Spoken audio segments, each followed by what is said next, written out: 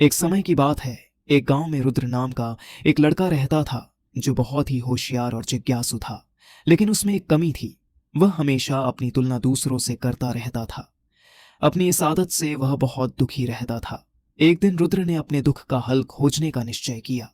उसने गांव के बुजुर्गों से सलाह मांगी। उन्होंने बताया कि दूर घने जंगल के बीच एक रहस्यमय संत रहते हैं जो हर समस्या का हल जानते हैं। लेकिन वहां तक पहुंचने का रास्ता बहुत कठिन और खतरों से भरा है।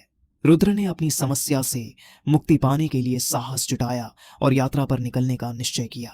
सुबह होते ही रुद्र ने भोर की पहली किरणों के साथ अपनी यात्रा शुरू कर दी। घने जंगल के बीच चलते चलते रुद्र ने अचानक एक बरगद का वृक्ष देखा। वृक्ष के पास एक झील थी जिसकी पानी की सतह चांदी की तरह चमक रही थी। रुद्र को लगा कि वह अपनी मंजिल तक पहुंच गया है। बरगद के वृक्ष के नीचे एक संत ध्यान मग्न बैठे थे। उनकी उपस्थिति से ही शांति का अनुभव हो रहा था। रुद्र के कदम अपने आप उनकी ओर बढ़ने लगे। जैसे ही वह उनके पास पहुंचा, उसने संत के चरण स्पर्श किए। उसकी आंखों से आंसू बह रहे थे। रुद्र ने संत से कहा, महाराज, मैं बहुत परेशान हूं।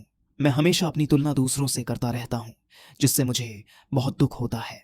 कृपया मुझे इस समस्या से मुक्ति का उपाय बताइए। साधु मुस्कुराए और बोले, इसके लिए तुम्हें एक कहानी सुननी पड़ेगी। क्या तुम तैयार हो? रुद्र ने कहा, हाँ महाराज, मैं तैयार हूं। साधु ने कहानी शुरू की। एक बार की बात है। किसी जंगल में एक कौवा रहता था। वह बहुत ही खुश था क्योंकि उसकी ज्यादा इच्छा नहीं थी। वह अपनी जिंदगी से संतुष्ट था।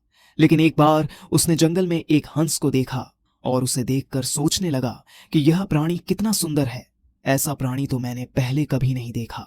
इतना साफ और सफेद। ये तो इस जंगल में औरों से बहुत अलग है, इसलिए ये तो बहुत खुश रहता होगा। कौवा हंस के पास गया और पूछा, भाई, तुम इतनी सुंदर हो, इसलिए तुम बहुत खुश होगे। इस पर हंस ने जवाब दिया, हाँ, मैं पहले बहुत खुश रहता था, जब तक मैंने तोता को नहीं देखा था। उसे देखने के बाद से लगता है कि तोता धरती का सबसे सुंदर प्राणी है। हम दोनों के शरीर का तो एक ही रंग है, लेकिन तोते के शरीर पर दो रंग हैं। उसके गले में लाल रंग का घेरा और वह हरे सर के रंग का था। सच में वह बहुत खूबसूरत था। अब कौवे ने सोचा कि हंस तो तोता को सबसे सुंदर बता रहा है, तो फिर उसे देखना होगा। कौवा तोता के पास गया और पूछा, भाई, तुम दो रंग पाकर बड़े खुश हो गए। इस पर तोते ने कहा, हाँ, मैं तब तक खुश था जब तक मैंने मोर को नहीं देखा था। मेरे पास तो दो ही रंग हैं, लेकिन मोर के शरीर पर तो कई तरह के रंग हैं। अब कौवे ने सोचा, सबसे ज्यादा खुश कौन है, यह तो मैं पता करके ही रहूंगा, इसलिए अब मोर से मिलना ही पड़ेगा। कौवे ने मोर को जंगल में ढूंढा, लेकिन उसे पूरे जंगल में एक भी मोर नहीं मिला।